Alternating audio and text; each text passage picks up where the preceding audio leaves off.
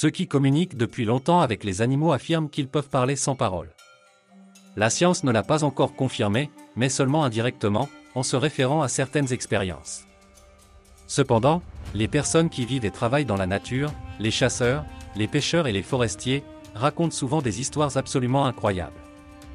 L'une d'entre elles s'est déroulée dans la région de Primorsky. C'était au cours du lointain hiver 2008, dans un village isolé. Bien après minuit, l'ambulancier local s'assoupit paisiblement dans son lit après une dure journée de travail. Il a d'abord cru entendre quelqu'un passer devant sa fenêtre, puis un seau accroché au bord du banc a vibré de façon suspecte. Dans la neige épaisse et le vent, il ne se doutait de rien. Une heure plus tard, une petite envie le tira enfin du lit. Il enfila un vieux manteau et tenta d'ouvrir la porte. Mais il a l'impression qu'elle est calée par un sac de sable. Il décida donc d'escalader le cadre de la fenêtre. Ce n'était pas la première fois qu'il devait le faire, car les hivers précédents, la neige avait souvent recouvert la porte. Une fois dehors, il décida de vaincre sa curiosité et de voir pourquoi la porte était fermée à clé. En jetant un coup d'œil au coin de la rue, l'ambulancier a découvert que le chemin du sauvetage était coupé. Il n'en croit pas ses yeux.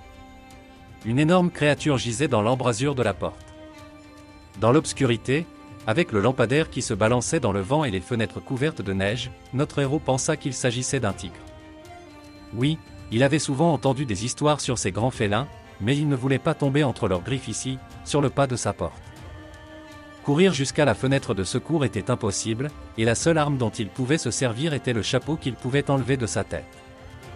Une situation peu enviable où le cœur s'enfonce dans les talons, où l'adrénaline coule dans la botte et où l'âme quitte le corps. Le maître des bêtes voyait parfaitement son adversaire, mais il lui fallait une dizaine de minutes, si ce n'est plus, pour l'approcher. La puissante bête siffla et s'approcha prudemment du médecin, paralysé par le choc.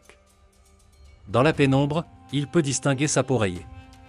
Une morsure et le tour est joué. Mais ce n'est pas si simple. Le propriétaire de la taïga a humblement baissé la tête aux pieds de l'humain, ce à quoi notre médecin ne s'attendait pas. Les raisons de ce comportement sont immédiatement apparues. Autour du cou du tigre était accroché un cadeau des braconniers chinois. La boucle d'acier, placée dans le cou, s'était déjà enfoncée dans la peau et l'avait ouverte. La plaie s'est gravement infectée et suinte.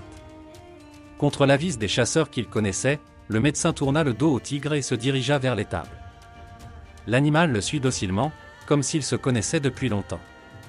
Un coup de pince du forgeron et le fil d'acier ouvre son étreinte destructrice. Le traitement de la blessure est douloureux, mais le prédateur ne fait pas un bruit. Il refusa seulement la nourriture que l'homme lui apportait. Lorsque l'enflure s'est résorbée et que la plaie a cessé de dégager une odeur nauséabonde, le tigre a disparu et a arraché le bâton de bois avec ses griffes. Une dizaine de jours s'étaient écoulés depuis et le médecin avait déjà oublié son aventure, n'osant encore en parler à personne. Un soir, par habitude, il décida de ressortir avec son vieux manteau. Mais la porte, qui était entr'ouverte, ne s'ouvrit pas. Il n'avait pas neigé cette nuit-là et, après ce premier incident, l'ambulancier n'était plus guidé par la peur, mais par la curiosité. Sur le seuil de la porte se trouvait une carcasse de cerf qu'il avait laissée en cadeau pour le sauvetage. Ce n'est pas la seule histoire de gratitude envers les animaux. Il semble parfois que nous, les humains, pourrions apprendre quelque chose d'eux. Nous sommes une création de la nature, et nous ne devrions donc pas nous en éloigner, encore moins l'endommager et détruire délibérément ses ressources. Seule une attitude consciente nous donnera droit à l'avenir. Si vous avez aimé cette histoire étonnante, veuillez aimer notre chaîne, vous abonner et partager cette vidéo avec vos amis. À bientôt.